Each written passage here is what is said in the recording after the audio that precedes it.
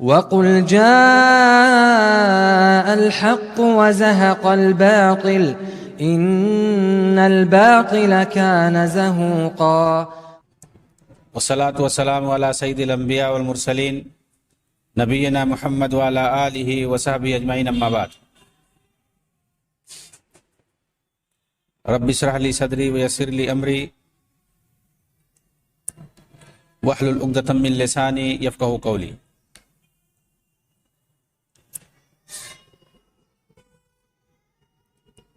قال اللہ تعالی فی کلامہ المجید: اعوذ باللہ من الشیطان الرجیم، بسم اللہ الرحمن الرحیم۔ قل اللہم مالک الملک تؤتی الملک من تشاء وتعز من تشاء تؤتی الملک من تشاء وتنزع الملک ممن تشاء وتعز من تشاء وتذل من تشاء بیدک الخیر انک علی کل شیء قدیر۔ محترم سامعین کرام، ناظرین گرامی و دیگر احباب، ملوکیت اور بادشاہت کی بات ہو رہی تھی کہ یہ اخوانی اور تحریکی کس طرح سے ایک طرف ملوکیت کی مذمت کرتے ہیں، خلافت راشدہ کے قیام کی بات کرتے ہیں، لیکن جب اقتدار اور حکومت اور سیادت ان کے ہاتھ میں آتی ہے تو پھر یہ لوگ جمہوریت کے اندر پناہ لینے لگتے ہیں اور عوام کو بیوقوف بنا دیتے ہیں۔ میں نے قرآن کی آیتوں کے ذریعے سے یہ ثابت کیا کہ اقتدار اور حکومت یہ اللہ رب العالمین کی طرف سے نعمت ہے، وہ چاہے خلافت کی شکل میں ہو یا ملوکیت اور بادشاہت کی شکل میں ہو۔ حضرت سلیمان علیہ السلام نے اللہ سے دعا کی کہ اللہ تعالیٰ مجھے بادشاہت عطا کر دے، اور وہ بادشاہت ایسی ہو کہ کسی کے لیے ویسا دوبارہ نہ مل پائے۔ اللہ تعالیٰ نے ان کی دعا قبول کر لی۔ بنو اسرائیل کی ایک جماعت نے کہا کہ میرے لیے دعا کریں کہ ایک بادشاہ بنا دے مجھ میں اللہ تعالیٰ۔ اللہ تعالیٰ نے انہی کے اندر ایک بادشاہ بنا دیا، طالوت علیہ السلام کی شکل میں۔ بادشاہت کی فضیلت اور اس کی اہمیت کے لیے یہ آیت بھی کافی ہے جس کو میں نے ابھی پڑھی: قل اللہم مالک الملک تؤتی الملک من تشاء وتنزع الملک ممن تشاء وتعز من تشاء وتذل من تشاء بیدک الخیر انک علی کل شیء۔ کہہ دیجئے اللہ، اے تمام جہان کے مالک، تو جسے چاہے بادشاہی دے، تو جسے چاہے سلطنت چھین لے، اور جسے چاہے تو عزت دے، اور جسے چاہے تو ذلت دے۔ تیرے ہی ہاتھ میں ساری بھلائیاں ہیں، بے شک تو ہر چیز پر قادر ہے۔ اللہ رب العالمین سے اس طرح سے دعا مانگا جاتا ہے، یہ کس سے پکارا جاتا ہے؟ اللہ مالک الملک تؤتی الملک من تشاء وتنزع الملک ممن تشاء۔ اللہ تعالیٰ تو عزت دینے والا، اللہ تعالیٰ تو ذلت دینے والا، اللہ تعالیٰ تو بادشاہت دینے والا ہے، تو بادشاہت کو چھیننے والا۔ اس کے اندر جہاں عزت کی تعریف ہے وہیں پر بادشاہت ملنے کی بھی تعریف اور اس کی فضیلت بتائی گئی ہے، اور بادشاہت کا چھن جانا یہ ذلت اور رسوائی ہے، اور بادشاہت کا ملنا یہ قابل فخر ہے، اعزاز ہے، اللہ کی طرف سے یہ نعمت ہے۔ ان ساری آیتوں کے اندر قرآن پاک کے اندر جیسا کہ آیا، بادشاہت ہو، ملوکیت ہو، اسے انعام الہی کے طور پر دکھایا گیا ہے۔ اب یہ انسان کے اوپر ہے کہ اس کا استعمال کیسے کرتا ہے۔ اگر غلط طریقے سے کرتا ہے تو وہ قابل مذمت ہے انسان، بادشاہت نہیں قابل مذمت ہے۔ یہ نقطہ ذہن میں رہے، ملوکیت اور بادشاہت یہ قابل مذمت کبھی نہیں ہے، یہ اللہ کی طرف سے انعام ہے۔ اللہ رب العالمین اپنے نیک بندوں کو، اپنے اچھے بندوں کو دیتا ہے۔ ہاں اگر اس کا کوئی استعمال غلط کرتا ہے تو وہ آدمی قابل مذمت ہے، بادشاہت اور ملوکیت یہ قابل مذمت نہیں ہے۔ اللہ تعالیٰ نے اپنے نبیوں کو بادشاہت دی ہے،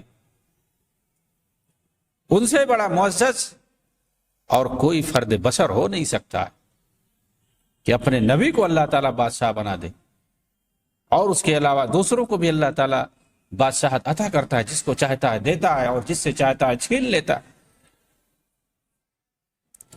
بادشاہ اگر کسی کو اللہ تعالیٰ بناتا ہے اسے بادشاہت دیتا ہے، اگر وہ غلط کرتا ہے تو اسے اللہ چھین لیتا ہے بادشاہت،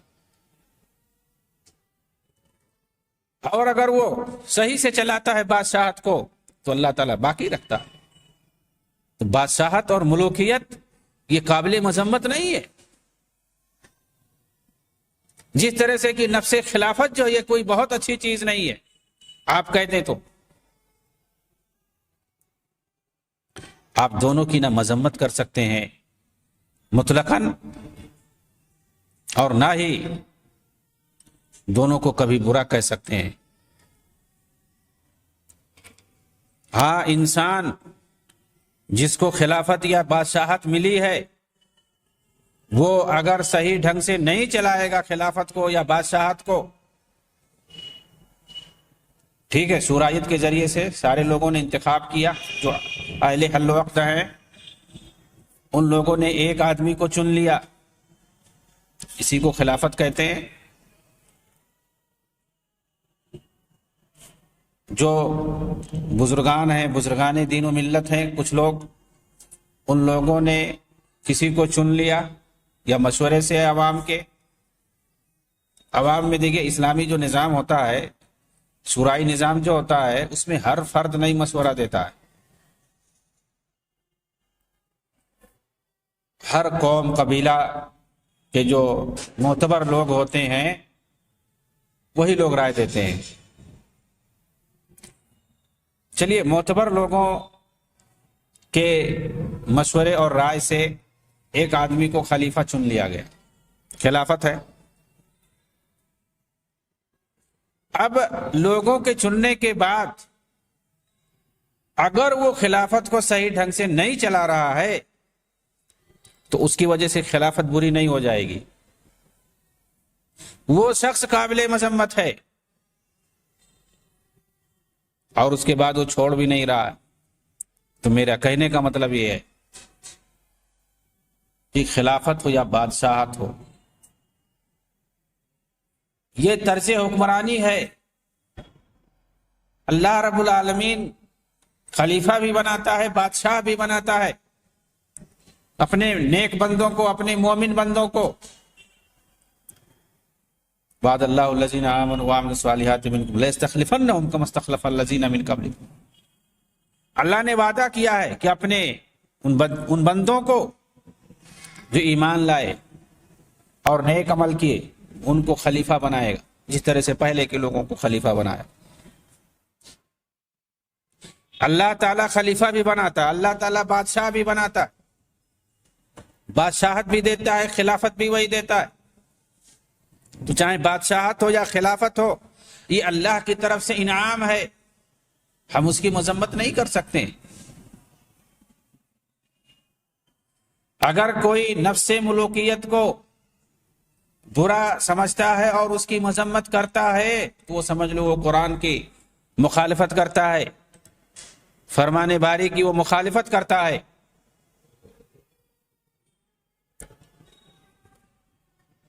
اب آئیں سنت کی طرف، دیکھتے ہیں یہاں بادشاہت کو اللہ کے رسول صلی اللہ علیہ وسلم نے کس نظر سے دیکھا۔ خود رسول اکرم صلی اللہ علیہ وسلم نے اپنی زندگی میں مختلف بادشاہوں کے پاس خطوط لکھے، لیکن کبھی کسی بادشاہ سے بادشاہت چھوڑنے کی شرط نہیں لگائی۔ سن 7 ہجری میں آپ نے صلح حدیبیہ کے بعد 10 بادشاہوں اور حکمرانوں کے پاس آپ نے خطوط لکھے، ان کے اندر انہیں اسلام کی دعوت دی،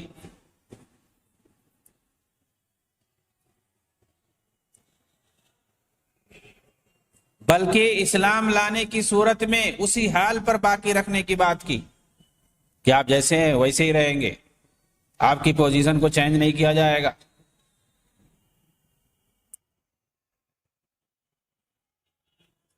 بلکہ آپ صلی اللہ علیہ وسلم کی تاریخ آپ پڑھیں گے تو آپ کو ملے گا کہ حبشہ کے بادشاہ جو نجاشی تھا، اسہمہ، اس کے بارے میں آپ نے فرمایا تھا حبشہ میں ایک انصاف پسند بادشاہ رہتا ہے، وہاں کسی پر ظلم نہیں ہوتا، اس کے پاس چلے جاؤ۔ صحابہ کرام سے آپ نے فرمایا تھا مکہ کے اندر، اندو ان بارض الحبشۃ ملکا لا یظلم اندو، حبشہ کے اندر ایک بادشاہ رہتا ہے انصاف پسند، اس کے یہاں ظلم نہیں ہوتا ہے، وہاں چلے جاؤ۔ ہجرت کر کے بہت سارے صحابہ چلے گئے اس کے پاس۔ آپ نے نجاشی بادشاہ کی آپ نے تعریف کی ہے باقاعدہ، حالانکہ وہ مسلمان نہیں تھا۔ اسی تعلق سے روایت آتی ہے ام سلمہ رضی اللہ تعالی عنہ کی، عن ام سلمہ رضی اللہ تعالی عنہ قالت لما ضاقت علينا مكة وأوذي أصحاب رسول الله صلى الله عليه وسلم وفتنوا ورأوا ما يصيبهم من البلاء والفتنة في دينهم وأن رسول الله صلى الله عليه وسلم لا يستطيع دفع ذلك عنهم وكان رسول الله صلى الله عليه وسلم في منعة قومه ومن عمه لا يصل إليه شيء مما يكره مما ينال أصحابه فقال لنا رسول الله صلى الله عليه وسلم ان بارض الحبشة ملكا لا يظلم عنده احد فالحقوا ببلاده حتى يجعل الله لكم فرجا ومخرجا مما انتم فيه فخرجنا اليها ارسالا حتى استمعنا فنزلنا بخير دار والى خير جار۔ ام سلمہ رضی اللہ تعالی عنہ بیان کرتی ہیں کہ مکہ جب ہم پر تنگ ہو گیا، اصحاب رسول کو جب لوگوں نے ستانا شروع کیا اور انہیں فتنے میں ڈالا گیا، انہوں نے پریشانیوں کو برداشت کیا اور وہ فتنوں میں جب مبتلا ہو گئے، رسول اللہ صلی اللہ علیہ وسلم نہیں روک سکتے تھے، گرچہ اللہ کے رسول خود اپنی قوم کی حمایت میں تھے، اپنے چچا کی طرف سے حمایت میں تھے، ان کی محافظت میں تھے، انہیں وہ تکلیف کفار مکہ نہیں پہنچا سکتے تھے جو ان کے ساتھیوں کو پہنچاتے تھے، صحابہ کرام کو پہنچاتے تھے۔ لا یصل الیہ شیء مما یکرہ مما ینال اصحابہ۔ اس وقت اللہ کے رسول نے ہم سے کہا ان بارض الحبشۃ ملکا لا یظلم عنده احد، سرزمین حبشہ میں ایک بادشاہ رہتا ہے، وہ بڑا ہی انصاف پسند ہے، اس کے یہاں ظلم نہیں ہوتا ہے کسی پر۔ فالحقوا ببلادہ، اس کے ملک میں چلے جاؤ، یہاں تک کہ اللہ تعالیٰ کوئی نہ کوئی سبیل ضرور نکالے گا ہمارے لیے۔ کہتی ہیں فخرجنا الیہ ارسالا حتی استمعنا، ہم جماعت کی شکل میں گئے اس کے پاس، فنزلنا بخیر دار والی خیر جار، ہمیں بہت اچھی جگہ ملی جہاں ہم گئے اور وہاں کے پڑوسی بھی ہمیں اچھے ملے، یعنی وہ بادشاہ ہمارا خیال کرنے لگا، ہم اپنے دین کے اندر مامون ہو گئے۔ فآمنا علی دیننا ولم نخشى منہ ظلما، ہمیں کبھی خوف نہیں رہا اس کی ظلم کا۔ وعبدنا اللہ، وہاں ہم نے آزادی سے اللہ کی عبادت کی۔ لا نوزا، ہمیں وہاں کوئی تکلیف کبھی نہیں ہوئی۔ ولم نسمع شیئا نکرہہ، ہم نے کبھی کوئی تکلیف دہ چیز نہیں سنی اس کی طرف سے، کبھی اس نے ہمیں نہیں ستایا۔ اس سلسلۃ الصحیحہ کے اندر آپ دیکھ سکتے ہیں اس حدیث کو پوری۔ نبی اکرم صلی اللہ علیہ وسلم نے بادشاہ حبشہ نجاشی کی غائبانہ نماز جنازہ بھی پڑھائی تھی اور انہیں اس الفاظ میں یاد کیا تھا۔ کیا کہا تھا اللہ کے رسول نے؟ حضرت جابر رضی اللہ تعالیٰ عنہ کی حدیث ہے، عن جابر رضی اللہ تعالیٰ عنہ قال نبی صلی اللہ علیہ وسلم حین مات النجاشی مات اليوم رجل صالح فقوموا فصلوا علی اخیکم اسحم۔ صحیح بخاری کے اندر یہ روایت موجود ہے، حضرت جابر کی روایت ہے کہ جب نجاشی کی وفات ہو گئی، یہ سن 9 ہجری کی بات ہے، سن 9 ہجری میں نجاشی کی وفات ہوئی تھی، اللہ کے رسول صلی اللہ علیہ وسلم نے صحابہ کو اکٹھا کیا اور کیا کہا؟ مات الیوم رجل صالح، آج ایک بہت ہی نیک آدمی کی وفات ہوئی ہے، اللہ کا ایک نیک بندہ آج مر گیا۔ فقوموا فصلوا علی اخیکم اسحمہ، اپنے بھائی اسحمہ پر نماز جنازہ پڑھو، آؤ سب بندی لگا کر کھڑے ہو جاؤ۔ ظاہر سی بات ہے اس وقت وہ بادشاہ تھا اپنے ملک کا اور مسلمان ہو چکا تھا اور اپنی قوم کا بادشاہ تھا۔ اللہ کے رسول صلی اللہ علیہ وسلم نے اس کو رجل صالح کا، نیک آدمی ہے۔ اگر بادشاہت بری ہوتی تو آپ اس کی تعریف نہیں کرتے اور نہ ہی اس کا جنازہ پڑھتے۔ کیسا آدمی ہے، بادشاہت کو نہیں چھوڑا جو اتنی بری چیز ہے، بادشاہت کو کیوں نہیں چھوڑ دیا؟ اب آپ نے ایسا کچھ نہیں کہا، بادشاہت کا آپ نے نام ہی نہیں لیا، بلکہ کسی بھی خط کے اندر جتنے بھی خطوط آپ نے بھیجے کبھی آپ نے بادشاہت کو کسی بھی خط کے اندر برا نہیں کہا۔ جو اپنے قوم کا حاکم تھا آپ نے یہی سب سے کہا کہ اسلام لے آؤ، صحیح سالم رہو گے، کامیاب رہو گے۔ اور بعض خطوط کے اندر تو آپ نے باقاعدہ صراحت کی ہے کہ اسلام لے آؤ گے تو تم کو اسی پوزیشن پہ باقی رکھا جائے گا۔ ذرا سوچیے اگر بادشاہت کوئی باطل نظام ہوتی، کوئی بری چیز ہوتی تو کیا اللہ کے محبوب صلی اللہ علیہ وسلم ایک بادشاہ کو صالح کہتے، رجل صالح کہتے کہ بہت ہی نیک بندہ ہے؟ اس سے معلوم ہوا کہ بادشاہ اگر مطلق العنان نہیں ہے، اگر ظالم نہیں ہے، بلکہ وہ احکام الہی کا پابند اور عدل و انصاف کرنے والا ہے تو اس کی بادشاہت جائز ہی نہیں بلکہ مطلوب اور محبوب بھی ہے۔ اسی طرح اگر تاریخ کی اوراق الٹ کر دور رسالت صلی اللہ علیہ وسلم کے بادشاہوں کے قصوں کا مطالعہ کرتے ہیں تو دیکھتے ہیں کہ نجاشی بادشاہ، مصر اسکندریہ کا بادشاہ، شاہ فارس خسرو پرویز، شاہ روم قیصر، حاکم بحرین منذر بن ساوا، حاکم دمشق، شاہ عمان، یہ سب اپنے اپنے علاقے کے بادشاہ تھے اس وقت۔ اور تاریخ میں ایسا کچھ بھی لکھا ہوا نہیں کہ رسول اللہ صلی اللہ علیہ وسلم نے ان کو اسلام قبول کرنے کی دعوت دینے کے ساتھ ساتھ بادشاہت چھوڑ دینے کا بھی ان سے مطالبہ کیا۔ ایسا کسی تاریخ میں نہیں آتا۔ آپ نے سارے بادشاہوں کے پاس خطوط بھیجے لیکن آپ نے اسلام کا مطالبہ کیا سب سے، لیکن کسی خط کے اندر آپ نہیں دکھا سکتے کہ آپ نے بادشاہت ترک کرنے کا مطالبہ کیا ہو کسی سے۔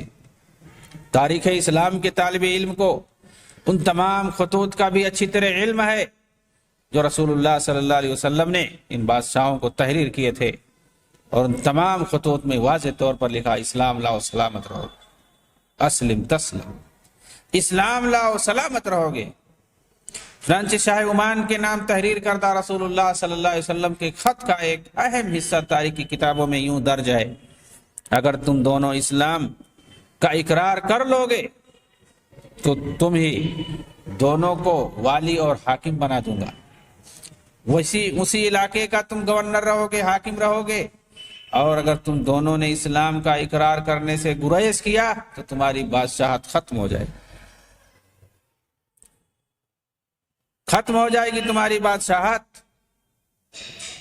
مطلب اب تمہاری بادشاہت رہے گی نہیں، اب وہ علاقہ اسلام کے زیر نگی آئے گا، تمہاری بادشاہت ختم ہو جائے گی۔ اگر اسلام لے آؤ گے تو باقی رہے گی، تم جیسے ہو ویسے حاکم بنے رہو گے، اگر اسلام نہیں لاؤ گے تمہاری بادشاہت ختم ہو جائے گی۔ شاہ فارس نے، ایرانی بادشاہ نے، خسرو پرویز نے جب آپ کا خط پھاڑ دیا تو آپ نے کیا کہا تھا؟ خط جب پھاڑ دیا تو آپ نے اس پر بد دعا کی، مزق اللہ ملکہ، اللہ تعالیٰ تو اس کی بادشاہت کو پھاڑ دے۔ اگر وہ قبول کر لیتا اسلام، آپ کے خط کو نہ پھاڑا ہوتا تو کیا آپ بد دعا کرتے؟ بلکہ آپ کہتے کہ اللہ اس کے تو بادشاہت کو باقی رکھ۔ لیکن جب اس نے بے ادبی سے معاملہ کیا اور آپ کے خط کو پھاڑ دیا، جب آپ کو پتہ چلا تو آپ نے اس پر بد دعا کر دی کہ اللہ تعالیٰ تو اس کی بادشاہت کو پھاڑ دے، ٹکڑے ٹکڑے کر دے۔ چنانچہ چند ہی سالوں میں اس کی بادشاہت ختم ہو گئی۔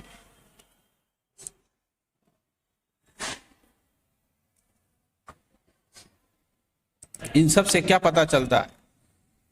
کیا مطلب نکلتا ہے؟ اسلام قبول کرو گے تو بادشاہت برقرار رہے گی، قبول نہیں کرو گے تو بادشاہت ختم ہو جائے گی۔ یہ اللہ کے رسول صلی اللہ علیہ وسلم نے بد دعا کی تھی۔ تو ان خطوط کے ذریعے سے بھی ہم پتہ لگا سکتے ہیں کہ اللہ کے رسول صلی اللہ علیہ وسلم نے کبھی بھی بادشاہت کی مذمت نہیں کی ہے۔ 13ویں پوائنٹ پہ آتے ہیں، اور ہم یہ پوچھتے ہیں کہ حضرت حسن رضی اللہ تعالیٰ عنہ نے آخر حضرت معاویہ رضی اللہ تعالیٰ عنہ کو بادشاہت سونپی تھی یا خلافت؟ حضرت حسن رضی اللہ تعالیٰ عنہ نے جو دستبرداری کی تھی، تنازل جو اختیار کیا تھا، وہ کس چیز سے؟ خلافت سے دستبرداری کی تھی یا ملوکیت اور بادشاہت؟ آخر آپ کی دستبرداری کس چیز سے تھی؟ آپ نے کون سی چیز سونپی تھی حضرت معاویہ کو؟ خلافت دی تھی یا بادشاہت دی تھی؟ ظاہر ہے آپ نے معاویہ رضی اللہ تعالیٰ عنہ کو بادشاہت نہیں بلکہ خلافت سونپی تھی۔ پھر مودودی جیسے لوگ کون ہوتے ہیں معاویہ رضی اللہ تعالیٰ عنہ کو بادشاہت دینے والے؟ جن سے معاہدہ ہوا ہاتھ پہ، صلح ہوئی جس کے ساتھ، نبی صلی اللہ علیہ وسلم کی پیشین گوئی کے مطابق، جس سال کو عام الجماع قرار دیا گیا، حضرت حسن رضی اللہ تعالیٰ عنہ نے خلافت سے دستبرداری کی، حضرت معاویہ کو خلیفہ مانا، سارے لوگوں نے بیعت کی۔ صحابہ کے نزدیک حضرت معاویہ خلیفۃ المسلمین ہیں، اور ابو العلا مودودی انہیں بادشاہ بنا رہے ہیں، اور وہ بھی کاٹ کھانے والی بادشاہت دے رہے ہیں۔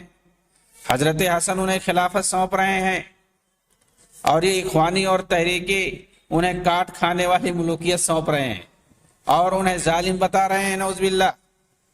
شیعوں رافضیوں کی جھوٹی روایتوں پر یقین کر کے، انہیں دلیل میں پیش کر کے، اور کلام باری تعالیٰ کو، فرمان رسول کو، اور دوسرے صحابہ کے اقوال کو، حتیٰ کہ اہل بیت کے اقوال کو بھی سامنے نہیں لاتے ہیں، کتراتے ہیں، بھاگتے ہیں۔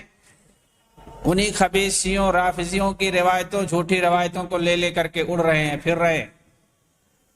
نہ یہ قرآن کی آیتوں پر دھیان دیتے ہیں، نہ فرمان مصطفیٰ پہ دھیان دیتے ہیں، نہ اقوال صحابہ پہ دھیان دیتے ہیں، اور نہ ہی اعمال اہل بیت پر دھیان دیتے کہ اس وقت جو اہل بیت موجود تھے ان لوگوں کا کیا رویہ تھا، کیا کردار تھا بنو امیہ کے ساتھ، چاہے وہ حضرت معاویہ ہوں، چاہے وہ یزید بن معاویہ ہوں، یا بعد میں آنے والے دوسرے خلفاء ہوں بنو امیہ کے، ان کے ساتھ اہل بیت کا کیا کردار رہا، کیا رویہ رہا، یہ لوگ کبھی نہیں کسی کا اقوال پیش کرتے ہیں۔ نہ حضرت علی کا قول پیش کرتے ہیں، نہ حضرت حسین اور حسن کا قول پیش کرتے ہیں، محمد بن حنفیہ کا قول نہیں پیش کرتے ہیں، زین العابدین اور اسی طرح سے زینب اور سکینہ کا قول نہیں پیش کرتے ہیں، کیونکہ ان سب کے اقوال، اعمال اور کردار جو ہیں وہ بنو امیہ کے حق میں ہیں، کوفیوں کے، رافضیوں اور شیعوں کے خلاف ہیں۔ ہمیشہ انہوں نے کوفیوں کو، خارجیوں کو، رافضیوں کو، شیعوں کو برا کہا ہے، اور ان کے بدعمالیوں سے، ان کی بدسلوکیوں سے ہمیشہ یہ لوگ پریشان رہے ہیں اہل بیت، ان کی مذمت انہوں نے ہمیشہ کی ہے۔ حضرت علی کے آپ اقوال سے آپ کو مل جائے گا ان کی مذمت اور ان کی برائیاں مل جائیں گی۔ حضرت محمد بن حنفیہ، اسی طرح سے حضرت حسن اور حسین کے بھی اقوال سے اور کردار سے آپ کو مل جائیں گی، ان کی برائیاں اور ان کی مذمتیں مل جائیں گی۔ لیکن بنو امیہ میں سے کسی بھی فرد کے لیے کوئی صحیح سند سے آپ نہیں دکھا سکتے ہیں کہ ان لوگوں نے برائی کی ہو یا کوئی شکوہ اور شکایت کیا ہو کہ ان کی وجہ سے ہمیں یہ تکلیف پہنچی ہے یا پہنچی ہے تکلیف، آپ نہیں دکھا سکتے کوئی صحیح روایت۔ آپ ان سے پوچھئے کہ حضرت حسن نے آخر کون سی حکومت دی تھی حضرت معاویہ کو؟ خلافت دی تھی یا ملوکیت دی تھی؟ اگر حضرت حسن نے خلافت دی تھی اور وہ خلیفہ تھے اور وہی خلافت سے دستبردار ہوئے، وہی دے دیا، تو یہ مودودی ہوں یا دوسرے اخوانی اور تحریکی ہوں یا شیعہ رافضی ہوں، یہ لوگ کون ہوتے ہیں بادشاہت اور ملوکیت دینے والے؟